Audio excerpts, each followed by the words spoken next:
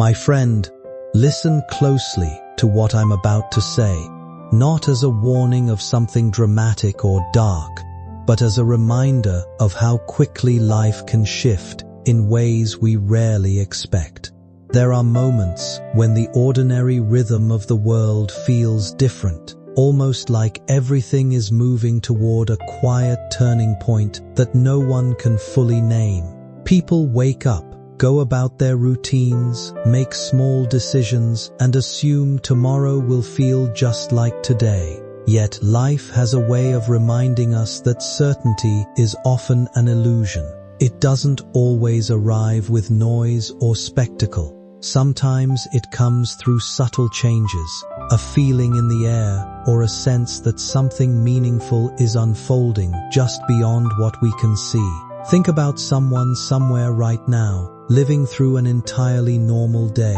They are doing simple things, making breakfast, replying to messages, planning errands, or thinking about conversations they haven't had yet. Nothing about their surroundings signals anything unusual. The world feels steady, predictable, even comforting. And yet, within the quiet fabric of that normality, change is always possible. Not in the sense of fear or prediction, but in the simple truth that life can redirect itself in an instant through choices, encounters, or moments of realization that no one sees coming. That is what makes attention so powerful, not toward panic, but toward presence. Because when we truly notice life as it is happening, we begin to understand how fragile and valuable each passing hour can be. It is not about expecting something terrible or dramatic, but about recognizing that every moment carries the potential for something meaningful, something that can shift perspective in ways both subtle and lasting, often without any warning at all. Their heart is still beating, strong and steady. Their smile still lights up the room. But what's coming for them isn't what it seems. The world will call it a tragedy. They'll whisper, "It was sudden, unexpected, unavoidable." But I see what's hidden. I see the shadows moving behind closed doors. And I'm here to tell you the truth, because this ending isn't written by fate. It's written by choices made in secret, in quiet corners, in moments no one else saw. Let me take you there, right now, to this very moment. Picture a small house at the end of a quiet street, the kind of place where the grass is a little overgrown, but the flowers by the doorstep bloom bright. The porch creaks under familiar steps. Inside, this person is sitting at their kitchen table. A plate of toast sits half-eaten, crumbs scattered like tiny stars. A radio hums in the background, playing an old song that makes them smile. They're flipping through a notebook, scribbling a list, maybe groceries, maybe dreams they still hold close. They're at peace, unaware. The world feels kind to them right now. They trust the people around them. They believe in the love they've been shown. But what they don't see is the truth lurking just out of sight. A truth that's been set in motion, counting down like a clock. In 3 hours, their laughter will fade, their plans will dissolve, their breath will catch, and the world will shift. But this isn't what you think. This isn't a story of sickness or bad fortune. This is a story of betrayal. Yes, betrayal. Because the hands that poured their coffee this morning weren't kind. The smiles that greeted them weren't real. The words they heard, "I love you, I'm here for you," were hollow. Someone close to them, someone they trusted with their heart, has been weaving a plan so careful, so quiet, that no one would suspect. Not the neighbors, not their friends, not even you. But I see it. I see the truth they've buried, and I'm here to pull back the curtain. This person, this soul you can't turn away from, is someone ordinary, yet extraordinary. They're the one who always shows up, who gives without expecting anything back. Maybe it's the father who stayed up late to help with homework, even when he was exhausted. Maybe it's the grandmother who knit scarves for everyone in the neighborhood, her fingers slow, but her heart full. Maybe it's the friend who listens when the world feels too heavy, never judging, always there. They're not perfect, no one is, but their heart is good. They've lived quietly, loved deeply, and trusted fully. And that trust is what's about to break them. Because the ones they hold closest have turned against them. Not with shouts or fights, but with something far worse. Something silent, something deadly. Let me paint the scene for you. As they sit at that table, the clock ticking softly, something is already at work. It's not a loud danger, not a storm or a crash. It's subtle, invisible, moving through their veins. A choice was made this morning, disguised as care. A cup was handed to them. A meal was shared. A moment was staged. But it wasn't love in that cup. It wasn't kindness in that meal. It was something else. Something crafted to end their story before the day is done.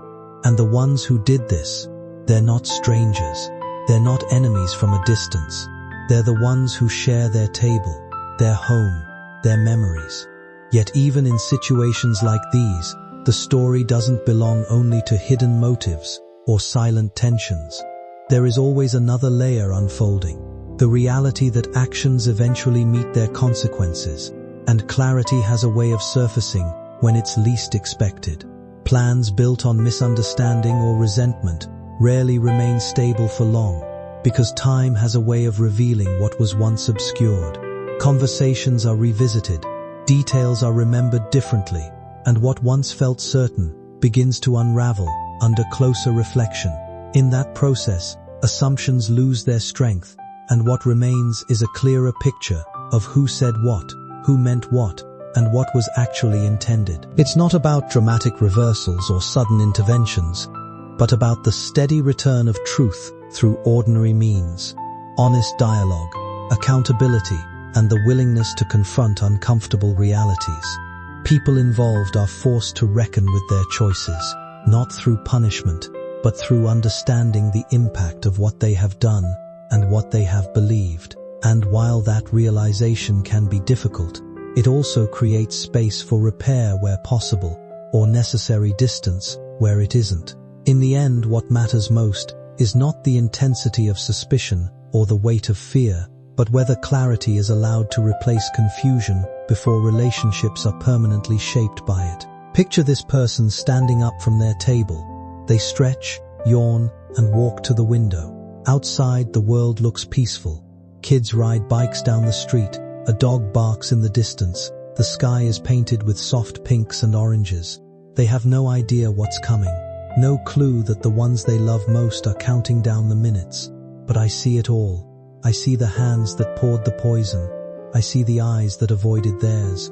I see the hearts that hardened against them. And I'm here to tell you that this isn't the final word. Because what they meant for harm, I will turn to good. What they planned for destruction, I will use for redemption. You might be wondering, who is this person? Why does their story matter so much?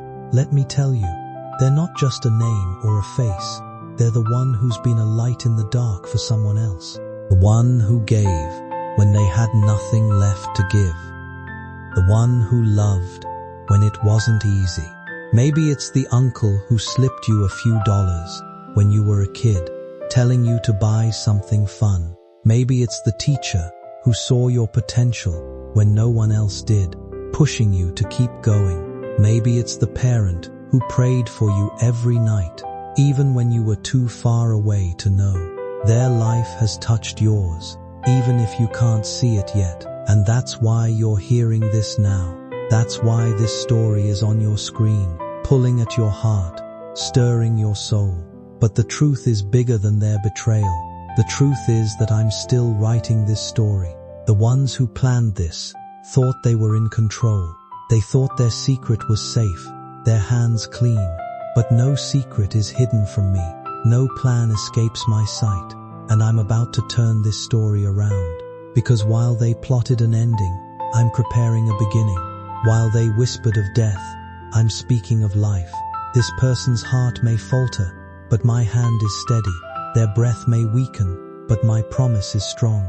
Let's pause for a moment, because I want you to feel this. Think about your own life. Have you ever trusted someone, only to find out they weren't who you thought? Have you ever given your heart, only to have it broken?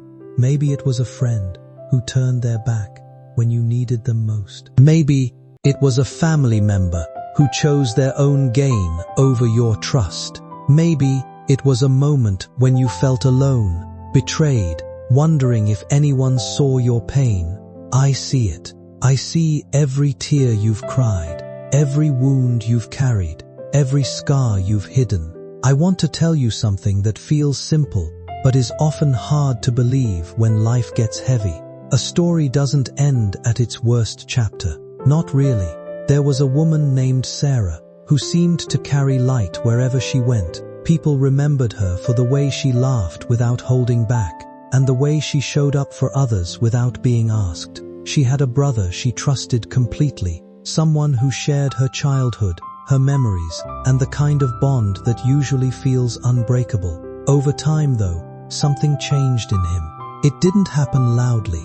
It started with small comparisons, quiet frustration, a growing sense that her progress somehow highlighted his own disappointment. Sarah noticed the distance, but didn't recognize what it was becoming. Eventually, he came to her with documents, framed as something practical, something meant to secure the family's future. She signed them without suspecting the truth behind the request. Only later did she realize those papers had shifted ownership, control, and stability away from her life and into his hands. The discovery didn't just hurt, it unsettled everything she thought she understood about trust. For a while, she felt like she was standing in the ruins of her own choices, trying to understand how things had gone so wrong without her seeing it. But life didn't leave her there. Not everyone turned away. A friend stepped in with guidance at the right moment, helping her find work she could rebuild from. A stranger offered practical support when she needed it most, not solving everything at once, but making the next step possible. Slowly, what had been taken apart started to come back together in a different form, less fragile, more grounded. Sarah didn't go back to who she was before. She became someone steadier, more aware, and more resilient. And if there's anything her story quietly shows, it's that even after betrayal and loss, rebuilding is still a real possibility, one choice at a time. I take what's broken and make it whole. I take what's meant for harm and turn it into hope. Now, let's go back to the person in our story. They're still at that window, watching the world go by. The clock is still ticking, closer now to the moment the betrayers planned. But I'm not absent. My eyes are on them, my hand is over them, my plan is for them, and something is about to happen that no one saw coming. In the next hour, as the minutes slip away, the plan they thought was perfect begins to crack. Maybe it's a neighbor who knocks on the door, feeling something's wrong. Maybe it's a phone call from an old friend, interrupting the silence. Maybe it's a sudden moment of clarity, a spark of strength that pulls this person back from the edge. Whatever it is, it's my hand at work. It's my voice breaking through the darkness. It's my love refusing to let go.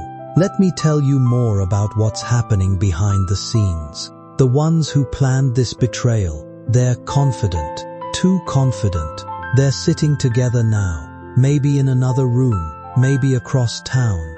They're whispering, checking the time, thinking their plan is airtight. They've rehearsed their story, practiced their tears, prepared their alibis. They think no one will suspect them. They think the world will see a tragedy and move on. But they forgot one thing. They forgot me. I see the conversations they had in secret. I hear the words they spoke when no one else was listening. I know the truth they tried to bury. And truth has a way of rising, no matter how deep you try to hide it. Let's imagine another scene, because I want you to see how this unfolds. Picture the person in our story starting to feel something, a strange heaviness, a flutter in their chest. They pause, confused, but they brush it off. They tell themselves it's nothing, just a long day, just stress. They sit back down, sip their water, try to focus on the notebook in front of them. But something's not right. And that's when it happens. A knock at the door, sharp and unexpected. It's a neighbor, someone who barely knows them, but felt a pull to check in. "I was just passing by," the neighbor says, "but I thought I'd see how you're doing." They talk for a moment, and the neighbor notices something. Their pale face, their unsteady hands. Without hesitation, the neighbor insists on calling for help. And in that moment, the plan begins to unravel. Because I sent that neighbor, I stirred their heart, I moved their feet to that door. Now, let's talk about the betrayers. They're starting to feel it too. A nervous twitch, a flicker of doubt. They didn't expect this. They didn't plan for an interruption. They thought their timing was perfect, their secret safe. But as the neighbor calls for help, as the ambulance arrives, as the truth starts to surface, their confidence crumbles. They try to act normal, to blend in with the crowd that gathers. They offer fake concern, practice tears, but inside, their hearts are racing, because they know I see them. They know the truth is coming, and it will come.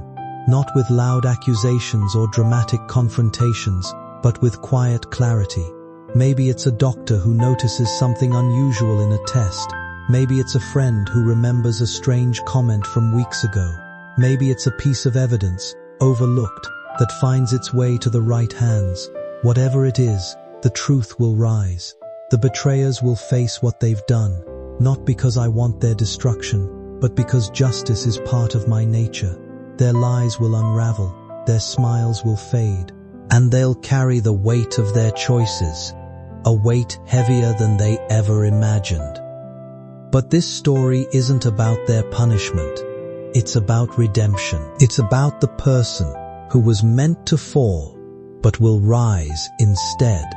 It's about the life that was meant to end, but will shine even brighter. Because I'm not done with them yet. Their story isn't over. Their purpose is still unfolding. And I'm here to make sure it does. Let me take you to another moment, because I want you to see the bigger picture.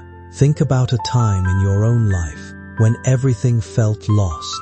Maybe it was a job you loved, taken away without warning. Maybe it was a relationship you thought would last forever, shattered in a moment. Maybe it was a dream you held close, crushed by circumstances you couldn't control. I was there. I saw every tear, felt every ache, heard every prayer you whispered in the dark. And I didn't leave you then. One afternoon, while Daniel was repairing an old computer at school, a teacher stopped to watch him work. What impressed the teacher was not just how quickly Daniel fixed the problem, but the patience and focus he brought to it. He had a natural ability to understand how broken things could work again. The teacher encouraged him to pursue technical training and even helped him apply for a small apprenticeship program nearby. At first, Daniel hesitated. Betrayal had made him cautious, and disappointment had drained much of the confidence he once carried. But eventually he accepted the opportunity, mostly because he felt he had little left to lose. That single decision slowly changed the direction of his life. Over time, he developed a reputation for being dependable, thoughtful, and exceptionally skilled at solving problems others could not figure out. Years later, Daniel built a successful repair business of his own, not through shortcuts or false promises, but through consistency, honesty, and patience. What mattered most, however, was not the financial success he eventually achieved. It was the understanding he gained along the way. He realized that one person's betrayal did not define his future, and one painful chapter did not erase his ability to trust, dream, or rebuild. The experience that once nearly destroyed his confidence ended up teaching him resilience, wisdom, and self-belief. Looking back, he understood that the loss he mourned for so long had also redirected him toward a path more aligned with who he truly was. Life often unfolds that way. Some doors close painfully, not to punish us, but to move us towards something we could not yet see for ourselves. And sometimes the people who disappoint us unknowingly push us toward discovering strengths we might never have uncovered otherwise. She connected him with a local mechanic who needed an apprentice. That job turned into a passion, then a business, then a life Daniel never imagined. Today, he's helping kids like him, teaching them skills, giving them hope. What his friend meant for harm, I turned into good. What was meant to break him, I used to build him stronger. Now, let's add another layer to this. Because betrayal isn't always about money or secrets. Sometimes it's about love, or the lack of it. Let me tell you about Maria, a woman who poured her heart into her family. She was a mother of 3, always putting her kids first, always sacrificing her own dreams to see them thrive. But as her children grew, one of them turned cold. Her eldest son, someone she'd raised with every ounce of her love, started to resent her. He saw her sacrifices as weakness, her kindness as something to exploit. He began manipulating her, taking money she didn't have, lying about where it went. And when she finally stood up to him, he cut her off, not just from his life, but from the family she'd built. Maria felt like she'd lost everything. Her heart was broken, her trust shattered. But in that pain, something beautiful happened. Her other children rallied around her, reminded her of her worth. A community group she'd once volunteered for reached out, offering her a role that reignited her passion. And slowly, Maria found her strength again. What her son meant to destroy, I used to rebuild her. What was meant to isolate her, I turned into a new family of support. This is what I do, my friend. I take the broken pieces and make them whole. I take the pain of betrayal and turn it into a path of purpose. And that's what's happening in this story too. The person at the center, they're still here, still breathing, still holding on. The ambulance has arrived, and help is on the way. The neighbor's quick thinking, that knock on the door, has changed everything. The doctors are working, the truth is surfacing, and the betrayers are starting to feel the walls closing in. But this person, this soul you can't ignore, is stronger than they know. Because my strength is in them, my love is around them, my plan is for them. Let's go deeper still. Imagine the hospital room now, the soft hum of machines, the quiet voices of doctors. The person lies there, weak but alive, their eyes fluttering open. They're starting to understand what happened, not the full truth yet, but enough to know something was wrong. And in that moment, they feel something else, a warmth, a peace, a sense that they're not alone. That's me, that's my presence, wrapping around them like a shield. I'm whispering to their heart, telling them to hold on, to trust, to believe that this isn't the end. And the betrayers? They're unraveling now, faster than they expected. Their plan is falling apart, piece by piece. Maybe it's a doctor who notices something off in the tests, a trace of something that shouldn't be there. Maybe it's a friend who recalls a strange moment, a comment that didn't sit right. Maybe it's a forgotten detail, a receipt, a message, a witness who saw something they shouldn't have. Whatever it is, their secret isn't safe anymore. They're starting to panic, their voices trembling as they try to keep up the act. But the truth is louder than their lies. It's stronger than their plans. And it's coming to light, because I won't let darkness win. This story, my friend, is about more than one person. It's about the power of truth, the strength of love, the promise of redemption. It's about knowing that no matter what comes against you, no matter who turns away, no matter what schemes are whispered in the dark, I am with you. I am for you. What follows is less about control over events and more about the way people find strength when life feels heavy with disappointment. There are moments when it seems like everything unfair has already happened. when trust has been broken by co-workers who took credit, by friends who drifted away at the worst possible time, or by family members who failed to keep promises that once felt unshakable. Those experiences don't just pass quickly, they settle into memory, sometimes resurfacing in quiet moments and shaping how you see others and even how you see yourself. It is easy, in those periods, to start believing that these experiences define the whole story of your life, as if pain has the final word. But they don't. They are real, and they matter, yet they are still only fragments of something larger that is still unfolding. When you reach a point like this, it can help to imagine life as a road that continues forward even after it feels like you've been slowed down or redirected. Behind you are the things that hurt you, the misunderstandings, the betrayals, the moments you felt unseen or left behind. Ahead of you is still something open, even if it doesn't yet have a clear shape. That openness is not about perfection or guarantees. It's about possibility, about the fact that your story is not locked into what has already happened. Growth often comes in quiet steps, sometimes barely noticeable until you look back and realize how far you have come from where you once stood. Hope, in this sense, is not about ignoring what went wrong, but about refusing to let it be the only language your future speaks. It's the decision to keep moving, even slowly, even uncertainly, while allowing space for new experiences to reshape what you believe is possible. The past may explain parts of you, but it does not confine what you can become next.